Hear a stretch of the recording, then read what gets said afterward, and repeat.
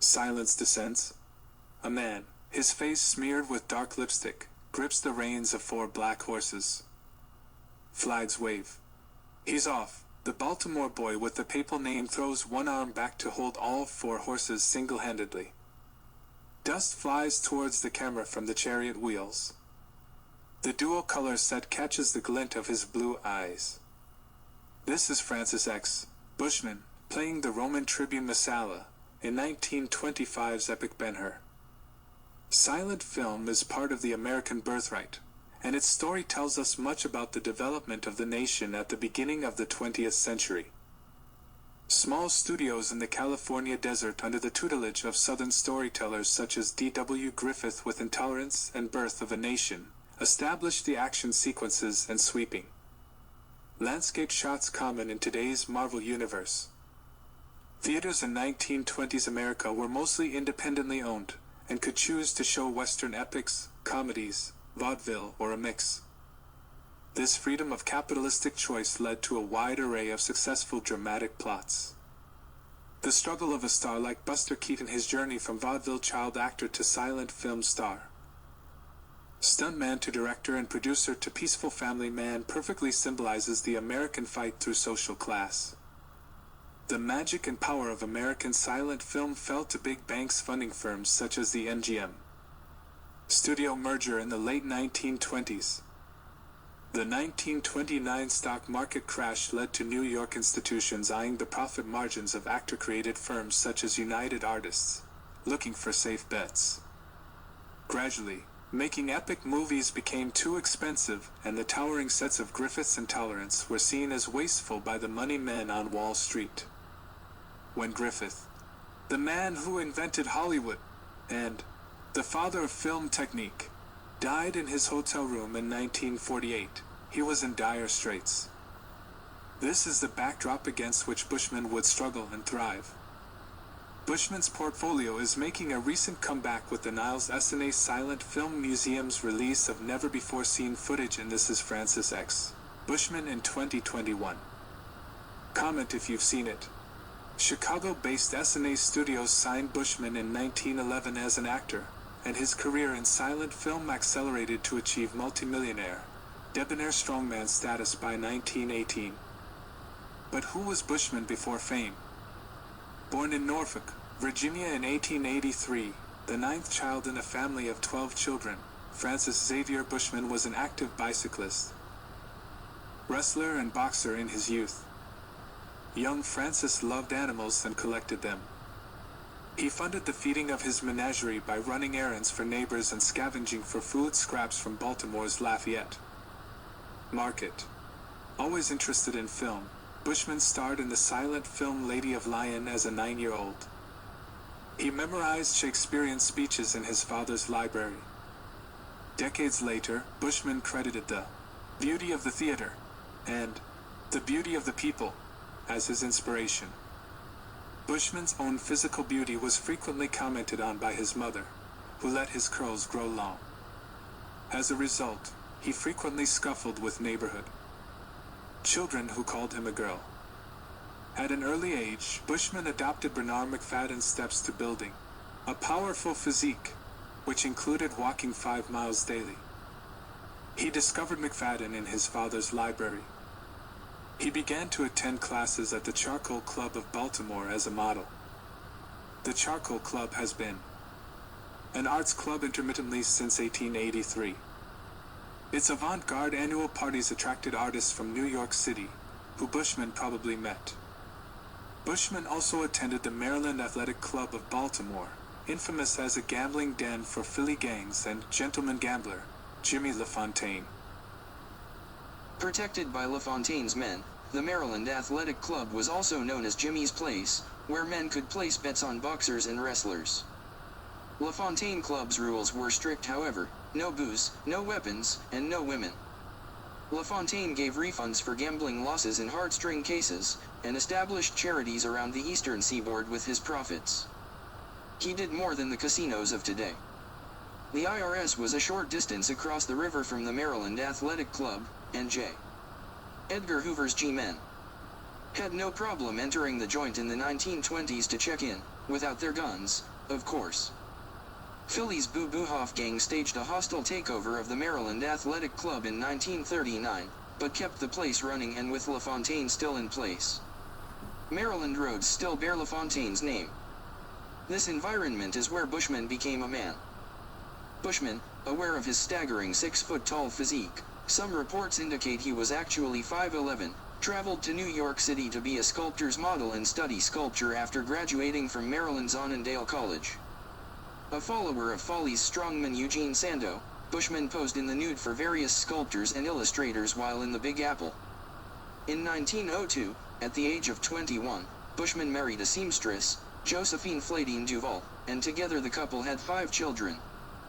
Duval's skill with the needle can be seen in Bushman's costuming at the beginning of his film career and in his Sandow-inspired lion skin. Bushman always looks impeccable in well-tailored suits at this time, starched arrow collars intact. He built an estate for his large family in Green Spring Valley, Maryland and called it Bushmanor. The sprawling 280-acre estate boasted 8 house servants and 20 groundskeepers. Between 1905 and 1908, Bushman posed for noted sculptors like Augustus St. Gaudens and Ulrich H. Eller-Husson. He was also a favorite with Daniel Chester French. French sculpted the Abraham Lincoln statue for the Lincoln Memorial in Washington, D.C. and was actually a pupil of Little Women author Louisa May Alcott's sister, May Alcott, which you can check out on this channel. Bushman provided the torso of George Washington on Wall Street and stands proudly as Nathan Hale on the campus of Harvard.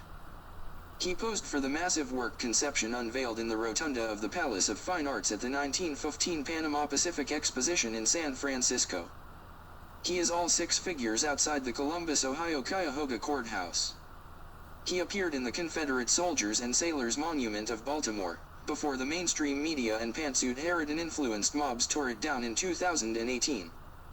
Bushman also appears at various sites as Lord Baltimore, Simon Bolivar, a king, a pope, and an Indian chief carved into a mountaintop in Appalachia. After appearing in New York theaters and posing for New York sculptors, Bushman signed with the newcomer S&A Studios in 1911. Various short silent films could be shot by amateurs on rooftops or in back alleys, then broadcast by local theaters for a substantial profit. For example, S&A's first film, An Awful Skate, or The Hobo on Rollers, 1907, starred the studio janitor Ben Turpin. It was produced for only a couple $100 but grossed several $1,000s in release. S&A Studios decided to cast Bushman in the leading romantic role of over 100 films, many of which are unfortunately lost today due to the highly flammable old cellulose nitrate film reels. One seminal film of Bushman's is not lost. Pennington's Choice, 1915, starred Bushman and his preferred leading lady, Beverly Bain. Bushman discussed the commercial success of this film well into the 1960s. Part of its success was due to Metro's distribution, which enabled a Chicago-based film studio national access to audiences. Bain, as leading lady, made $350 per week, several thousands of dollars today, at S&A. Bushman preferred her as his romantic counterpart, and they made over 20 films together, including Romeo and Juliet. In 1918, Bushman divorced his wife for her. This scandalized his audiences. Many Bushman fans did not know he was married with 5 children already. Letters of fan mail filled entire rooms as S&A Studios. Some critics say Bushman's career never fully recovered from his first divorce. This was the first on-screen turned real-life romance.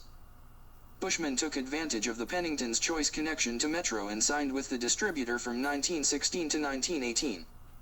This catapulted Bushman to a salary of $1 million a year by 1918.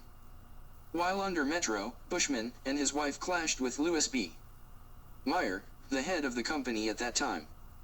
Even at this early stage, before his reign at MGM, Mayer was a notoriously slippery character. Fancying himself a father figure of his actors and actresses, Mayer had no qualms necessitating abortions for actresses, nor showing up uninvited at weddings of actors if their choice of wife was not juicy enough for the press.